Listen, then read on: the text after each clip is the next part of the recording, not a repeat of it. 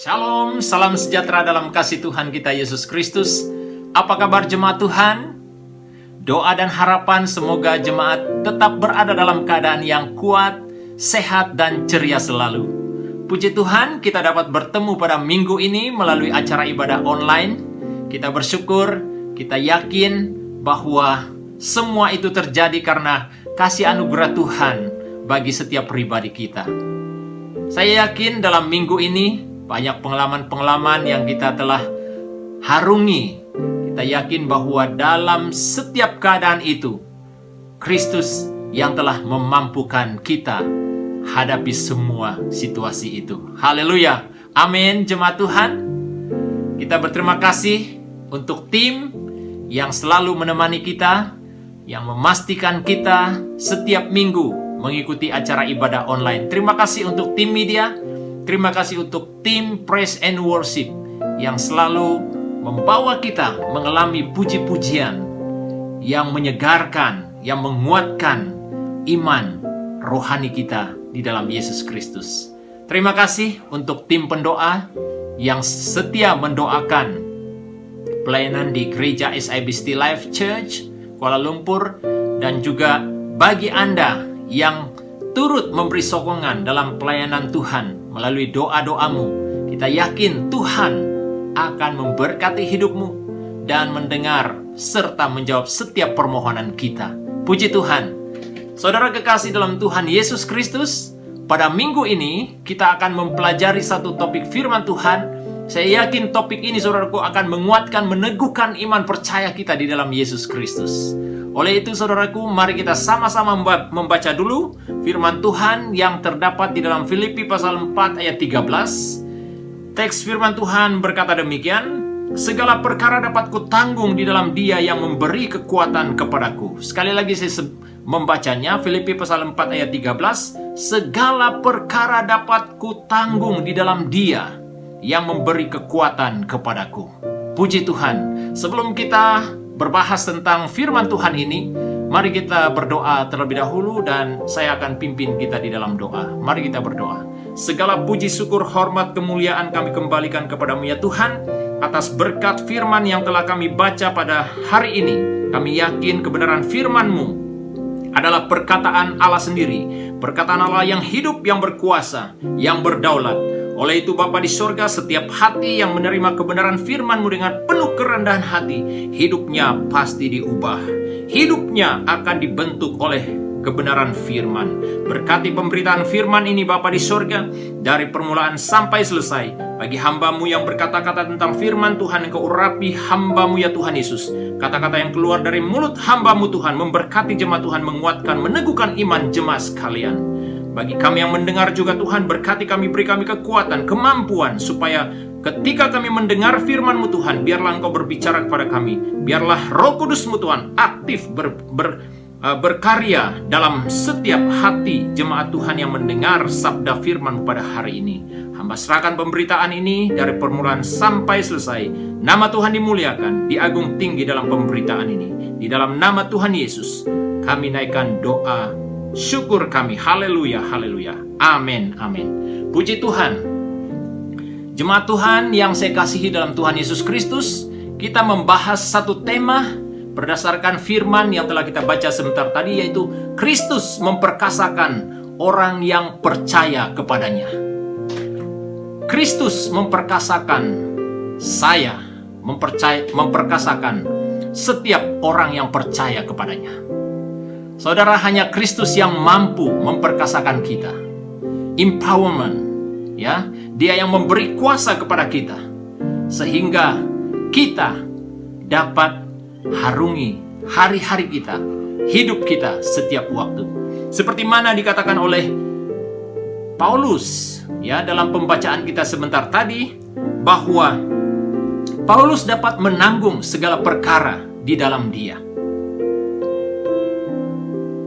Tahukah saudara, pada waktu Paulus menulis surat ini, dia sedang berada di penjara. Ya, pada waktu dia berada di penjara, saudaraku, itu bukan sesuatu keadaan yang menyenangkan. Mungkin ada yang punya pengalaman di penjara, itu betul-betul tidak menyenangkan. Tapi hamba Tuhan ini, saudaraku, Rasul Paulus, dia berkata bahwa dalam semua perkara, saudaraku, dia dapat tanggung semuanya. Karena dia yang memberi, Yesus Kristus yang memberi kekuatan kepada Rasul Paulus. Itu sesuatu yang dahsyat, saudaraku. Sesuatu yang luar biasa. Pada waktu Rasul Paulus menulis surat ini, saudaraku, dia berada di penjara. Dan pada masa yang sama, saudaraku, dia memberi nasihat, dia memberi dorongan kepada jemaat yang berada di Filipi. Supaya mereka tetap kuat, supaya mereka tetap bersemangat dalam iman percaya mereka kepada Yesus Kristus. Itu sebabnya, saudaraku, dia berkata bahwa di dalam dia dapat, ataupun Paulus dapat hadapi semua keadaan itu. Nah, inilah yang mendorong saya untuk membawa kita dengan topik Kristus memperkasakan kita. Ya.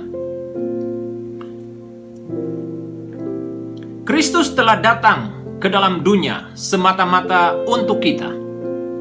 Dia datang untuk melayakkan kita supaya kita menjadi anak Allah.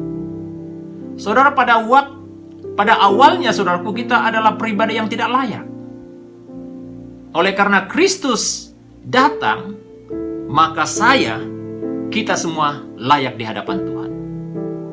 Supaya kita mendapat kekayaan rohani di dalam surga, seperti yang telah dijanjikan Allah kepada barang siapa yang setia di dalam iman percayanya sampai pada akhir zaman.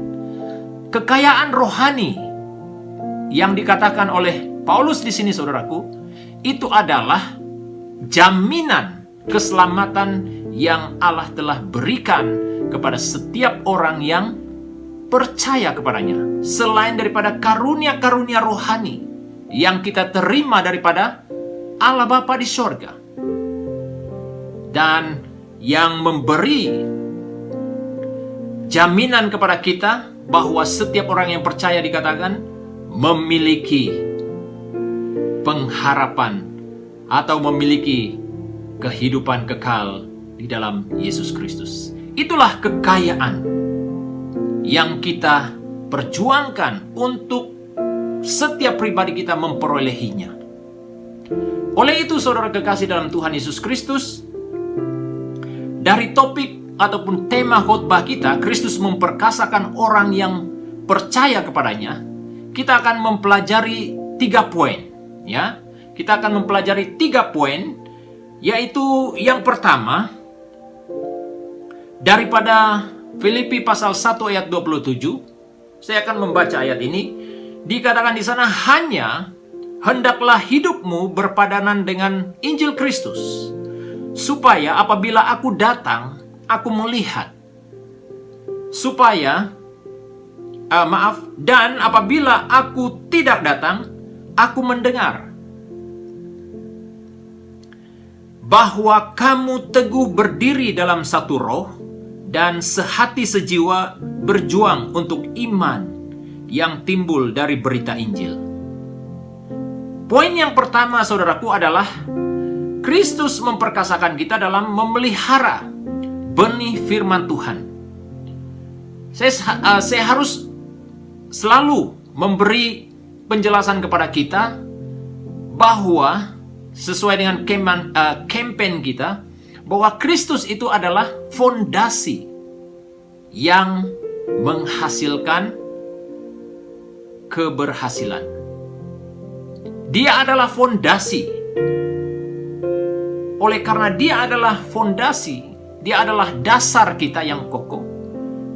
Oleh itu, saudara, dia menunjukkan bahwa dia juga berotoriti, memperkasakan kita dalam memelihara benih firman Tuhan.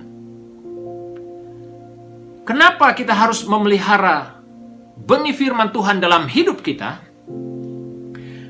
Hanya melalui kebenaran firman Tuhan saja, saudaraku, kita dapat serupa, ya, menjadi serupa dengan Injil Kristus, dengan Kristus. Kemudian dikatakan melalui kebenaran firman Tuhan yang kita pelihara, dikatakan kita dapat berdiri teguh dalam satu roh. Berarti saudaraku, kita dapat berdiri dalam satu roh, itu sama halnya saudaraku, kepercayaan, iman kita sama saudaraku. Ya. Dan sehati sejiwa berjuang untuk iman. Ada terobosan terjadi, ada transformasi terjadi pada waktu kita berpegang kepada kebenaran Injil. Ya. Oleh karena dikatakan saudaraku, Kristus yang memperkasakan kita dalam memelihara benih firman Tuhan itu saudaraku, maka itu akan memberi hasil yang luar biasa dalam hidup kita. Kenapa saudaraku? Melalui pemeliharaan firman Tuhan itu saudaraku, itu akan memberi apa? Memberi pertumbuhan bagi iman kita. Dikatakan iman timbul dari berita Injil. Iman timbul dari berita Injil. Iman kita menjadi kuat oleh karena Injil yang kita terima, yang kita dengar, atau firman Tuhan yang kita dengar. Itu yang menguatkan kita.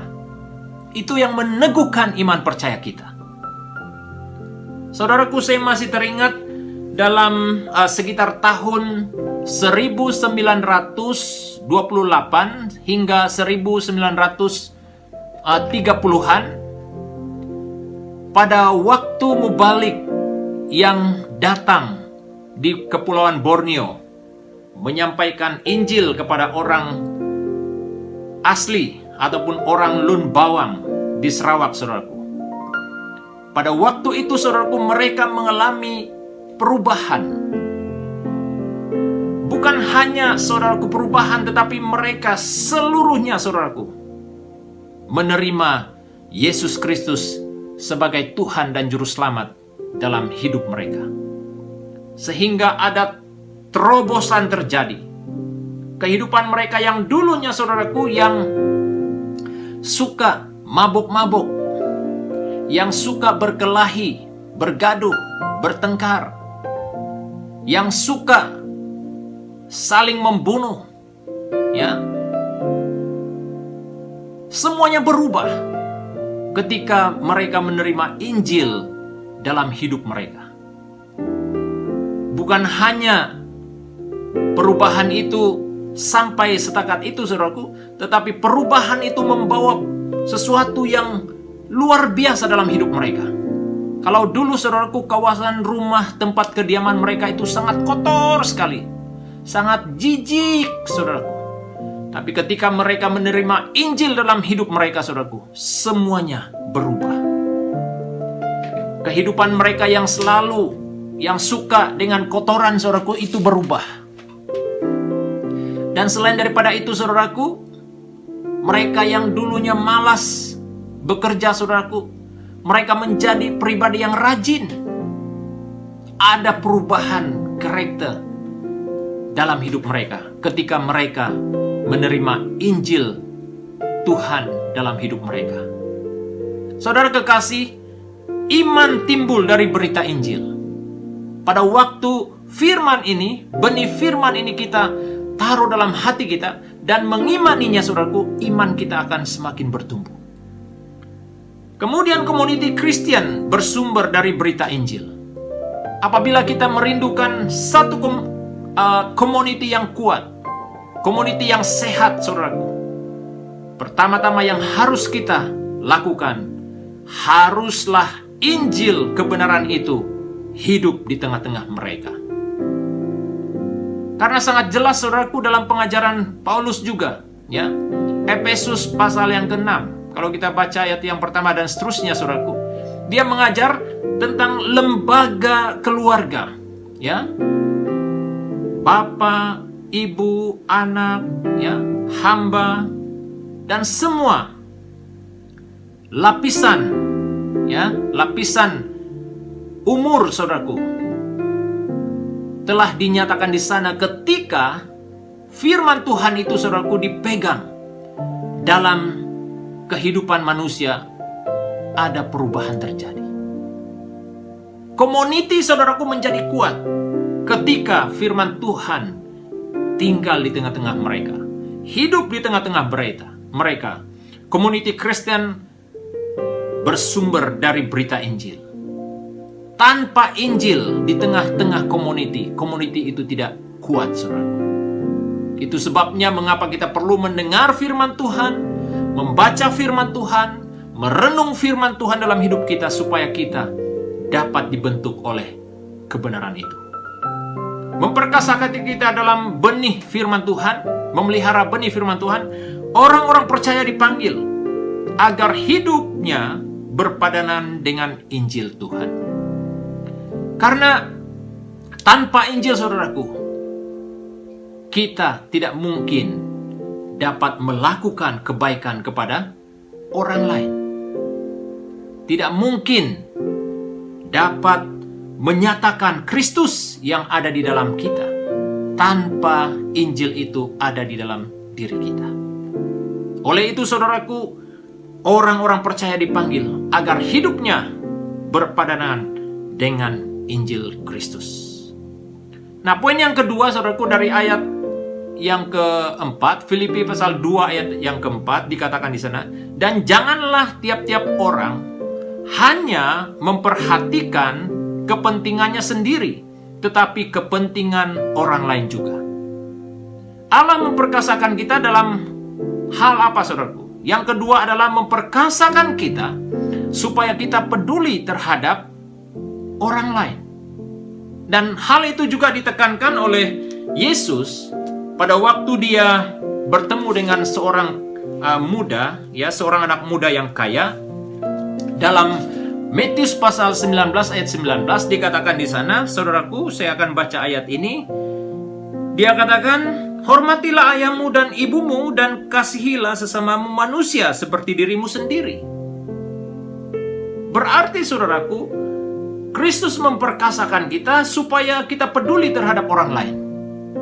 Nah, kita akan mendengar firman Tuhan dalam beberapa minggu yang akan datang ini tentang bagaimana kita mengaplikasikan atau mempraktekkan gaya hidup Kristus yang peduli terhadap orang lain. Nah, sebelum itu kita perlu dikuatkan dulu oleh firman Tuhan. Bagaimana dasar yang kita bina itu, saudaraku, dapat memberi kemampuan untuk kita supaya kita mampu menerapkan kehidupan Kristus itu dalam praktikal hidup kita setiap waktu. Nah, dikatakan di sini dia memperkasakan kita supaya peduli terhadap orang lain. Kita tidak lagi mengembangkan motivasi yang hanya mementingkan diri sendiri. Pada saat Injil tinggal di dalam diri kita, saudara, bayangkan ketika sebuah keluarga, suami, istri, dan anak-anak mempraktekkan kebenaran ini dalam keluarga mereka, apa yang terjadi, saudaraku? Pasti, saudaraku, keluarga itu dapat melihat berkat yang luar biasa dari Tuhan, saudaraku.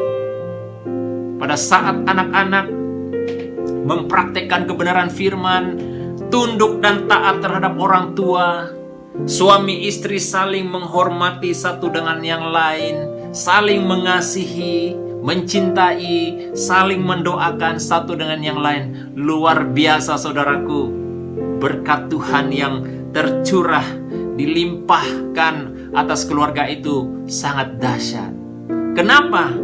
Karena ketika kita, saudaraku, hidup saling memperhatikan, Tuhan sangat senang bekerja dalam hidup kita, dalam keluarga kita. Dan itu akan terus menular. Dan itu akan terus menerus, saudaraku, terjadi di dalam pelayanan Tuhan, dalam gereja Tuhan. Kalau prakteknya, saudaraku, dimulai dalam sebuah keluarga, itu akan nampak dalam gereja itu. Sehingga apa yang terjadi, saudaraku? Kita dapat mengalami berkat Tuhan. Bukan hanya di gereja, tetapi juga dalam keluarga kita. Saudara rindu melihat berkat-berkat Tuhan mengalir dalam keluarga kita? Pasti, saudaraku. Hanya yang perlu kita lakukan, jangan lagi, saudaraku, motivasi itu fokus kepada diri sendiri. Ada motivasi yang membangkitkan semangat juang untuk berubah. Kalau dulunya, saudaraku, kita banyak fokus kepada diri kita sendiri, ketika Injil itu, saudaraku, datang dalam hidup kita, ketika Kristus memperkasakan kita, fokus itu kita usahakan untuk apa? Untuk melihat kepentingan orang lain juga. Saudara, untuk kita melakukan praktikal hidup ini bukan mudah. Saat-saat masa yang kita lalui pada hari ini, saudaraku, untuk kita melakukan sesuatu yang mungkin di luar kemampuan kita tidak mudah, saudaraku. Tapi itu dapat terjadi ketika Kristus memperkasakan kita. Kita peduli terhadap orang lain. Nah, praktikal mulanya, saudaraku, dimulai dalam keluarga kita. Bagaimana kita dapat mempraktikkan kehidupan saling peduli terhadap satu terhadap yang lain, saudaraku. Nah, kalau suami istri, apa yang perlu dilakukan? Pada waktu berjauhan, si suami mendoakan istri, istri mendoakan si suami, suami istri mendoakan anak-anak. Bagaimana praktikal dalam keluarga kita hari ini, dalam hidup kita hari ini? Adakah kita mendoakan suami kita? Adakah kita mendoakan istri kita? Adakah kita mendoakan anak-anak kita? Adakah kita mendoakan pelayanan Tuhan? Adakah kita mendoakan gereja Tuhan? Adakah kita mendoakan negara kita? Situasi yang terjadi dalam negara kita? Saudara, itulah prakteknya. Bagaimana keperkasaan Tuhan itu mengubah kita supaya kita peduli terhadap orang lain. Jangan hanya fokus kepada diri kita sendiri, tapi kita juga perlu melihat orang lain, saudaraku. Pada saat kita melihat orang lain, itu sama halnya, saudaraku, kita peduli terhadap diri kita sendiri. Itu firman Tuhan yang Yesus sendiri, saudaraku, ajarkan kepada seorang anak muda yang kaya. Nah, inilah yang Kristus lakukan, keperkasaan yang terjadi dalam hidup kita. Dan seterusnya yang ketiga, yang terakhir, Filipi pasal 2 ayat 8 dikatakan di sana, dan dalam keadaan sebagai manusia, ia telah merendahkan dirinya dan taat sampai mati, bahkan sampai mati di kayu salib. Wow, luar biasa, saudaraku. Kristus telah menunjukkan teladannya dalam kemanusiaannya. Dia bukan hanya taat, saudaraku, untuk sekali, tetapi dikatakan dia taat sampai mati di kayu salib. Itulah sesuatu yang luar biasa yang Kristus lakukan bagi kita. Oleh itu, poin yang ketiga yang terakhir dikatakan, Kristus memperkasakan kita supaya kita memiliki karakter Kristus dalam hidup kita. Seperti mana ayat yang telah kita baca sebentar tadi, saudaraku.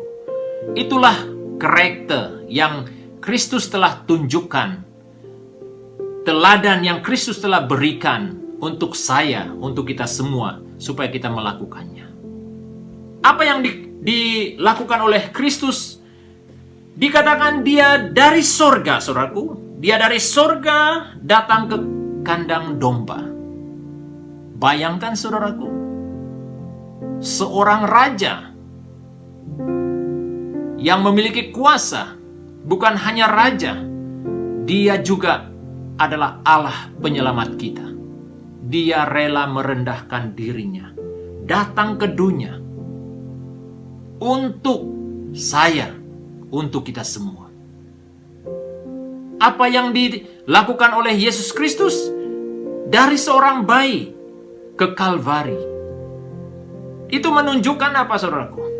Komitmen Kristus semata-mata supaya kita semua, saudaraku, memperoleh jaminan keselamatan itu. Itulah yang Kristus telah lakukan. Kemudian, supaya kita memiliki karakter Kristus, dikatakan dari salib ke kubur. Berkata tentang kesetiaan Yesus Kristus dalam pelayanan. Dia melakukan pelayanan. Halangan-halangan yang ada di hadapannya Tuhan, yang dihadapi oleh Yesus Kristus, itu bukan sesuatu yang menghalang dia untuk melakukan misi penyelamatannya. Semuanya tidak menjadi halangan bagi Yesus Kristus. Dikatakan dari salib ke kubur, dia menanggung segala sesuatu yang seharusnya manusia tanggung, yang seharusnya manusia pikul, saudaraku. Itulah pelanggaran kita, itulah dosa, kejahatan kita. Tapi Yesus Kristus melakukan semuanya, saudaraku, supaya kita diperkasakan untuk melakukan tugas yang Kristus telah percayakan. Dari kubur ke tempat kemuliaan. Tiada pengorbanan. Tanpa pengorbanan tiada kemuliaan. Itu yang Kristus lakukan, saudaraku. Dia telah membayar harga yang sangat mahal. Dia telah melakukan semuanya, saudaraku, semata-mata supaya kita semua menjadi pribadi yang perkasa di hadapan Yesus Kristus. Oleh itu, saudara kekasih yang saya cinta dalam Tuhan, tidak ada alasan untuk kita berkata, saya lemah, saya tidak mampu. Sudah jelas, saudaraku, bahwa Kristus yang telah memperkasakan kita. Dia telah melakukan semuanya, saudaraku, untuk saya, untuk kita semua. Yang terakhir, saudaraku, Kristus telah berkorban supaya kita layak memperoleh kekayaan sorga. Sekali lagi saya sebut kekayaan sorga yang telah disediakan oleh Yesus Kristus. Oleh itu, kita pun wajib berkorban bagi kepentingan kerajaannya di bumi ini. Saudara kekasih, semua yang telah disebut oleh firman Tuhan sebentar tadi, semuanya, saudaraku, tidak dapat kita lakukan tanpa Kristus yang campur tangan, tanpa Kristus yang memampukan kita. Tetapi pada waktu Yesus berada bersama-sama kita, segala sesuatu yang di luar kemampuan kita, saudaraku, kita dapat melakukannya oleh karena Kristus yang berjuang bagi kita. Oleh itu, saudara kekasih yang saya cinta dalam Tuhan, mari kita sama-sama dengan penuh iman, penuh keyakinan kita lakukan bahagian yang menjadi bahagian kita. Kita yakin kita dapat melakukannya oleh karena Kristus memperkasakan kita. Terima kasih, puji Tuhan, oleh karena kesetiaan Anda mengikuti firman Tuhan pada hari ini. Saya berdoa kiranya kebenaran firman ini akan menguatkan, meneguhkan iman percaya kita semua. Haleluya.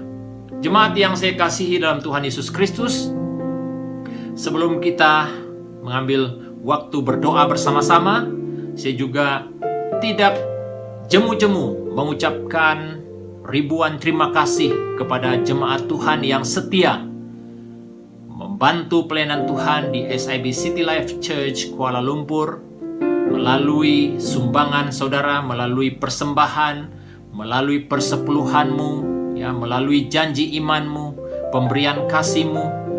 Saya percaya setiap kali saudara melakukannya, saya yakin Tuhan akan melipat gandakan berkat-Nya dalam hidup Anda, dalam pekerjaan-Mu, dalam bisnis-Mu, dalam keluarga-Mu, dalam kuliah anak-anak-Mu, dalam kuliah saudara juga yang masih kuliah, melalui ketaatan, melalui kesetiaan-Mu, Tuhan pasti melipat gandakan berkat-Nya bagi hidup saudara. Oleh itu, jemaat Tuhan yang saya kasihi oleh Tuhan Yesus Kristus, sebelum kita berdoa, sekali lagi saya minta jemaat Tuhan semua yang mendengar firman Tuhan pada hari ini, sesuai dengan firman Tuhan yang telah kita dengar bersama, kiranya setiap pribadi kita terus meletakkan iman percaya kita kepada Tuhan Yesus yang dapat memperkasakan kita, supaya kita tetap kuat teguh di dalam iman percaya kita. Oleh itu, dengan penuh kerendahan hati, saya minta saudara meletakkan kedua-dua tanganmu di dadamu. Saya akan berdoa untuk kita. Mari kita berdoa bersama-sama. Haleluya, Bapa kami yang ada di dalam kerajaan sorga, kami bersyukur karena kami dapat mendengar sabda firman Tuhan pada hari ini. Kami yakin Tuhan kebenaran-Mu yang sudah kami dengar akan mengambil tempat di dalam hati kami. Beri kami kekuatan supaya kami punya iman melakukan kebenaran firman Tuhan dalam praktikal hidup kami setiap hari. Hamba berdoa buat jemaat Tuhan yang mendengar firman Tuhan pada hari ini, maupun siapa yang mendengar firman Tuhan ini, Tuhan, selepas ini saya percaya Tuhan akan berbicara dalam hati mereka. Kiranya kebenaran-Mu ya Tuhan mengubah hidup kami untuk membawa kami terus setia dalam iman percaya kami kepada Yesus Kristus. Bapa, aku berdoa kiranya berkat firman-Mu Tuhan terus bekerja dalam hati setiap anak-anak-Mu yang sudah meletakkan kedua-dua tangannya di dadanya pada saat ini. Bapa, hamba berdoa juga Tuhan untuk setiap anak-anak Tuhan yang mengulurkan tangannya memberi di rumah Tuhan setiap minggu, baik melalui persembahan, baik melalui persepuluhannya, janji imannya, apapun bentuk pemberiannya Tuhan. Saya percaya Tuhan akan melipat gandakan berkat-Mu dalam hidup mereka Tuhan, dalam pekerjaan, dalam bisnis mereka, dalam kuliah mereka, dan keluarga mereka. Kami yakin Tuhan melalui pemberian mereka Tuhan Yesus akan melebar luaskan lagi ya Tuhan pekerjaan-Mu ya Tuhan di bumi ini. Terima kasih Bapa di sorga. Hamba tetap berdoa bagi jemaat Tuhan untuk minggu seterusnya dalam pekerjaan setiap pribadi. Tuhan Engkau lindungi, Tuhan Engkau tolong mereka dalam apapun cabaran yang dihadapi. Kami percaya tangan kuasa-Mu Tuhan menuntun kami, memampukan kami sesuai dengan firman-Mu. Engkau akan memperkasakan setiap anak-anak-Mu Tuhan, jemaat-Mu, supaya mereka ya Tuhan dapat melakukan tugas harian mereka dengan sempurna oleh karena berkat pertolongan Tuhan dalam hidup mereka. Hamba berdoa juga untuk jemaat yang sakit. Kami berdoa sehati dengan iman percaya kami dalam nama Tuhan Yesus, segala sakit penyakit Tuhan Engkau jamah, Engkau sembuhkan mereka Bapa di sorga. Terima kasih Bapa di sorga, terpujilah nama-Mu Tuhan. Kami naikkan doa syukur kami hanya di dalam nama Yesus Tuhan, penyelamat kami yang hidup yang bertahta di sorga. Kita semua yang diberkati sama-sama katakan amin, amin. Terima kasih jemaat Tuhan untuk kesetiaan Anda. Jumpa lagi di minggu hadapan. Tuhan Yesus memberkati. Shalom.